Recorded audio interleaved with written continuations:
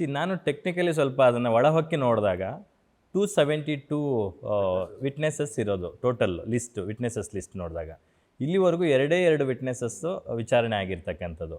ಎರಡು ವಿಟ್ನೆಸಸ್ ವಿಚಾರಣೆ ಆಗೋದಕ್ಕೆ ಮೋರ್ ದೆನ್ 1 ತಿಂಗಳು ತಗೊಂಡಿದೆ ಅಂತಂದಾಗ ಕೋರ್ಟು 270 ವಿಟ್ನೆಸಸ್ನ ನೀಟಾಗಿ ಅದನ್ನು ಪರಿಶೀಲನೆ ಮಾಡಿ ಅದನ್ನು ವಿಚಾರಣೆ ಮಾಡೋದಕ್ಕೆ ಇನ್ನು ಎಷ್ಟು ದಿನ ಹಿಡಿಬೋದು ಅನ್ನೋ ಒಂದು ಪ್ರಶ್ನೆ ಕೂಡ ಮೂಡುತ್ತೆ. ಸೊ ಹಾಗಾಗಿ ಈ ಥರದ ಸ್ಟೇಟ್ಮೆಂಟ್ಸು ಅದು ಖಂಡಿತ ಎಫೆಕ್ಟ್ ಆಗಿದೆ ಸರ್. ಎ ಸಿ ಕಾರಲ್ಲಿ ಓಡಾಡಿಕೊಂಡು ಪ್ರತಿದಿನ ಶೂಟಿಂಗು ಡಬ್ಬಿಂಗು ಅಂತ ಮಾಡಿಕೊಂಡು ಹಿಂದ್ಗಡೆ ಒಂದಷ್ಟು ಜನ ಅವ್ರನ್ನ ಪ್ರೀತಿಸೋ ಹೃದಯಗಳು ಅವ್ರ ಜೊತೆ ಇದ್ಕೊಂಡು ಎಲ್ಲೇ ಹೋದರೂ ಡಿ ಬಾಸ್ ಅಂತ ಜೈಕಾರ ಹಾಕುವಂಥ ಅಸಂಖ್ಯಾತ ಅಭಿಮಾನಿಗಳು ಇದ್ಕೊಂಡು ಮುದ್ದಾದ ಮಗ ಪತ್ನಿ ಎಲ್ಲ ಇದ್ಕೊಂಡು ಇವೆಲ್ಲವುದರಿಂದ ದೂರ ಉಳಿದು ಒಂದು 4 ಗೋಡೆ ಮಧ್ಯೆ ಇರೋದಿದೆಯಲ್ಲ, ಅದು ತುಂಬ ಕಷ್ಟಕರ ಕೆಲಸ. ಸೊ ನೀವು ಅವ್ರನ್ನ ಆ ಥರ ನೋಡೋದಕ್ಕೆ ನಿಮ್ಗೆ ಎಷ್ಟು ಕಷ್ಟ ಆಯಿತು ಅಂತ? ಈಗಲೂ ತುಂಬಾ ಕಷ್ಟ ಆಗುತ್ತೆ. ನಾವು ಯಾವತ್ತೂ ಹಂಗೆ ನೋಡೋಕ್ಕೆ ಎಕ್ಸ್ಪೆಕ್ಟೇ ಮಾಡಿರಲಿಲ್ಲ. ಈಗಲೂ ತುಂಬಾ ಕಷ್ಟ ಆಗುತ್ತೆ. ಬಟ್ ಅದೇ ಹೇಳಲ್ಲ ಸರ್, ತುಂಬ ಎಷ್ಟು ಭಗವಂತ ಎಷ್ಟು ಇದು ಮಾಡಬೇಕು ಅವನು ಅಷ್ಟು ಇದು ಮಾಡ್ತಾನೆ. ಬಟ್ ಒಂದಂತೂ ನಂಬಿಕೆ ಐತೆ, ಈ ಸತಿ ಎದ್ದಾಗ ಮಾತ್ರ ಇನ್ನು ಮುಂದಕ್ಕೆ ಯಾರು ತಡೆಯೋ ಅಂತ ಇದನ್ನ ಯಾರು ಮುಂದಕ್ಕೂ ಬರೋಲ್ಲ.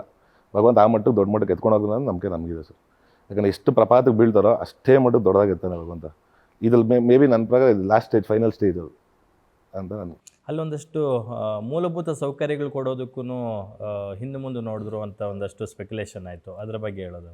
ಸತ್ಯನೇ ಸರ್. ಅದೇನು ಗೊತ್ತಾ, ಇದನ್ನ ಮಾತಾಡೋಕೆ ಹೋದರೆ ಇಡೀ ಸಿಸ್ಟಮ್ನೇ ಪ್ರಶ್ನೆ ಮಾಡಬೇಕಾಗುತ್ತೆ. ನಾವು ಸಾಮಾನ್ಯ ಕೈದಿಗಳಿಗೊಂಥರ, ಇವರು ಅಂತ ಕೂತ್ಕೊಂಡಾಗ ಒಂಥರ.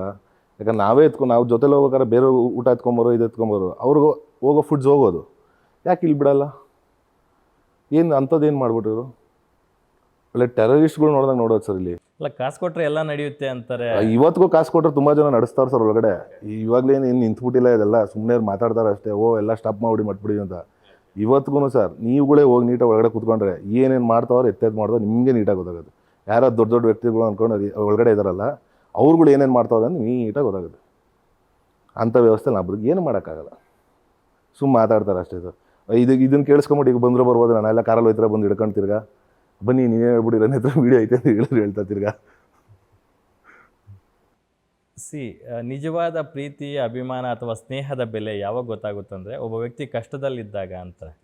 ಸೊ ದರ್ಶನ್ ಅವ್ರು ಕಷ್ಟದಲ್ಲಿದ್ದಾಗ, ಅವ್ರು ಚೆನ್ನಾಗಿದ್ದಾಗ ಅವ್ರ ಹಿಂದೆ ಇದ್ದಂಥ ಸಾಕಷ್ಟು ಜನ ಅವರು ಕಷ್ಟ ಅಂತ ಬಂದಾಗ ಎಲ್ಲ ದೂರ ಸರಿದು ಬಿಟ್ರು. I don't want to name them, but ತುಂಬ ಜನ ಜನಕ್ಕೆ ಗೊತ್ತು. ಅಲ್ಲ, ಜನಕ್ಕಿಂತ ಹೆಚ್ಚಾಗಿ ಅವರವರ ಆತ್ಮಸಾಕ್ಷಿಗಳಿಗೆ ಅವ್ರಿಗೆ ಗೊತ್ತು. ಅವ್ರನ್ನ ಪ್ರಶ್ನೆ ಮಾಡ್ಕೊಂಡ್ರೆ ಅವ್ರಿಗೆ ಗೊತ್ತಾಗುತ್ತೆ. ಸೊ ಏನು ಹೇಳ್ತೀರಾ ಅವ್ರಿಗೆ? ಅವ್ರಿಗೆಲ್ಲ ಭಗವಂತ ತುಂಬ ಒಳ್ಳೇದು ಮಾಡಲಿ, ತುಂಬ ಸುಖ ಶಾಂತಿ ನೆಮ್ಮದಿಯಿಂದ ಬದುಕುವಂಥ ಒಂದು ಜೀವನ ಕೊಡಲಿ ಅಂತ ಕೇಳ್ಕೊಂಡಿದ್ದು ಅಷ್ಟೇ. Thank you so much. ಸಾಕಷ್ಟು ವಿಚಾರಗಳನ್ನ ಮಾತಾಡಿದ್ವಿ ನಾವು. ಅಫ್ಕೋರ್ಸ್ ನನಗೆ ಸಿನಿಮಾ ಇಂಪಾರ್ಟೆಂಟು, ಸಿನಿಮಾ ಬಗ್ಗೆ ಮಾತಾಡಿದ್ವಿ ನಾವು ಓಪ್ನಿಂಗಲ್ಲಿ. ಈ ಸಿನಿಮಾ ತುಂಬ ಚೆನ್ನಾಗಾಗಲಿ. ನಿಮ್ಮ ಪ್ರೊಡ್ಯೂಸರ್ ಬಗ್ಗೆ ಮಾತಾಡಲೇ ಇಲ್ಲ ನೀವು, ಸಮೃದ್ಧಿ. ಇಲ್ಲ ಸರ್, ಮಂಜು ಸರ್ ಪಾಪ ಸಿನಿಮಾ ಅಂದರೆ ಅವ್ರಿಗೆ ಸಿಕ್ಕಾಬಡೆ ಹುಚ್ಚು ಸರ್. ಅವ್ರಿಗೆ ಸಿಕ್ಕಾಬಡೆ ಪ್ಯಾಷನೇಟ್ ಅವ್ರು ಸಿನಿಮಾ ಅಂದರೆ. ಹೆಂಗೆ ಅಂದರೆ ಬೀಂಗ್ ಅ ಗೌರ್ಮೆಂಟ್ ರೆಪ್ರೆಸೆಂಟೇಟಿವ್ ಅವರು ವಾರದಲ್ಲಿ ಒಂದು 3 ಸತಿ ಅವ್ರ ಮನೆಗೆ ಐನಾಕ್ಸ್ ಕನೆಕ್ಷನ್ ತೊಗೊಂಡಿದ್ದಾರೆ, ಥಿಯೇಟರ್ ಸೆಟಪ್ ಮಾಡ್ಕೊಂಡು. ವಾರದಲ್ಲಿ 3 ದಿನ ಸಿನಿಮಾ ನೋಡಲೇಬೇಕು ಅವರು. ಇಲ್ಲ ಅಂದರೆ ಇಂಥ ಭಾಷೆ ಅಂತಲ್ಲ, ಎಲ್ಲ ಭಾಷೆ ಸಿನಿಮಾ ನೋಡ್ತಾರೆ. ಈ ಕತೆ ಮಾಡ್ಬೇಕಾದ್ರೆ ನಮ್ಮ ಡೈರೆಕ್ಟರ್ ಒಂದು ಎಕ್ಕಿಳಿದು ಬಿಡೋರು. ಯಾಕಂದರೆ ಕೆಲವು ಸೀನ್ಗಳು ಎಲ್ಲರೂ ನೋಡ್ಬಿಟ್ಟಿದ್ರಂತ, ಕೊರಿಯನ್ ಅದು ಇದರಲ್ಲೆಲ್ಲ ಬೈಲ್ ತೆಗಿ ಅಷ್ಟು ಇನ್ವಾಲ್ವ್ ಆಗ್ಬಿಟ್ಟಿದ್ರು. ಆಮೇಲೆ ಸಿನಿಮಾ ಶೂಟ್ ಮಾಡಿದಾಗ ಇಲ್ಲ ಈ ಫ್ರೇಮ್ ನೋಡಿ ಈ ಥರ ಈ ಸಿನಿಮಾದು ಬಂದಿದೆ, ತೆಲುಗು ಮಲಯಾಳಂ ಯಾರು ಒಂದು ಫ್ರೇಮ್ ಮಾತ್ರ ನಮ್ಮ ಡೈರೆಕ್ಟರ್ ಆ ಥರ ಏನೋ ಮಾಡಿಬಿಟ್ಟಿದ್ರು. ಕಟ್ ಮಾಡಿ ತಿರ್ಗಾ ಮಾಡಿ ರೀಶೂಟ್ ಮಾಡಿ, ಈ ಥರ ಬೇಡ ನನಗೆ. ಸೊ ಅಷ್ಟು ಟೆಕ್ನಿಕಲಿ ಪ್ರತಿಯೊಂದು ಇದಾಗಿದೆ. ಪಾಪ ಅವ್ರಿಗೆ ಸಿನಿಮಾ ಹುಚ್ಚು, ಜೊತೆಗೆ ಒಳ್ಳೊಳ್ಳೆ ಸಿನಿಮಾ ಕೊಡಬೇಕು ಅನ್ನೋದು ಪಾಪ ಅವ್ರಿಗೆ ಆಸೆ ಇದೆ ಕನ್ನಡ ಇಂಡಸ್ಟ್ರಿಗೆ. ಸೊ ಒಳ್ಳೆಯದಾಗಲಿ ಅಂಥವ್ರು ಬಂದಾಗ ನಾವು ಉಳಿಸ್ಕೊಬೇಕು ಅಷ್ಟೇ ಸರ್. ಒಳ್ಳೊಳ್ಳೆ ಸಿನಿಮಾ ಕೊಡೋಕೆ ಬಂದವ್ರು ಉಳಿಸ್ಕೊಬೇಕು. ಅವ್ರು ಬಂದಿದ ತಕ್ಷಣ ಅವನ್ನ ಒಂದೇ ಸತಿ ಪ್ರಪಾದಕ್ಕೆ ತಳ್ಬಿಟ್ಟು ಇನ್ನೊಂದು ಸಿನಿಮಾ ಮಾಡಿರೋ ಥರ ಮಾಡಬಾರ್ದು. Very true. ಯಾಕಂದರೆ ಒಬ್ಬ ನಿರ್ಮಾಪಕರಿಗೆ ಒಂದು ಸಿನಿಮಾ ಗೆದ್ದರೆ ಅಂಥದ್ದು ಒಂದು 10 ಸಿನಿಮಾಗಳು ಮಾಡೋದಕ್ಕೆ ಅವ್ರಿಗೆ ಒಂದು ಉತ್ಸಾಹ ಸಿಗುತ್ತೆ.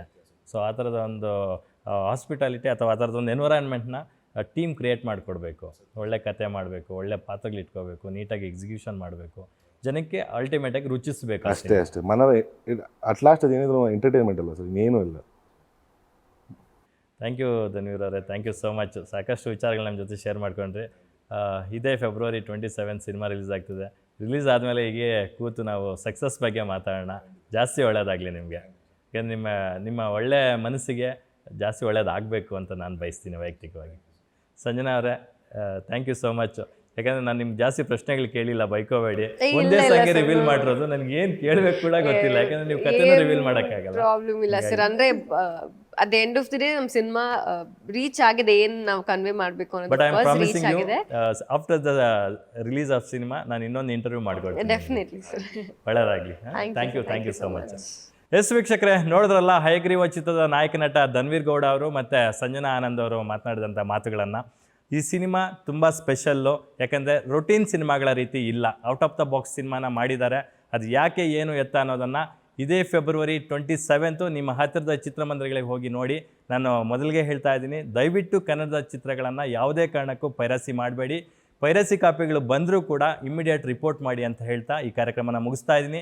ನೋಡ್ತಾ ಇರಿ ಗ್ಯಾರಂಟಿ ನ್ಯೂಸ್, ಸುದ್ದಿ ಖಚಿತ, ನ್ಯಾಯ ನಿಶ್ಚಿತ. ನಾನು ನಿಮ್ಮ ಬೀರ್ಗನಹಳ್ಳಿ ಲಕ್ಷ್ಮೀನಾರಾಯಣ್. ನಿಮ್ಮೂರಿನಿಂದ ವಿಶ್ವ ಮಟ್ಟದವರೆಗೆ ರಾಜಕೀಯ, ಸಿನಿಮಾ, ಸ್ಪೋರ್ಟ್ಸ್ ಯಾವ ಸುದ್ದಿಯೂ ಮಿಸ್ ಆಗಲ್ಲ.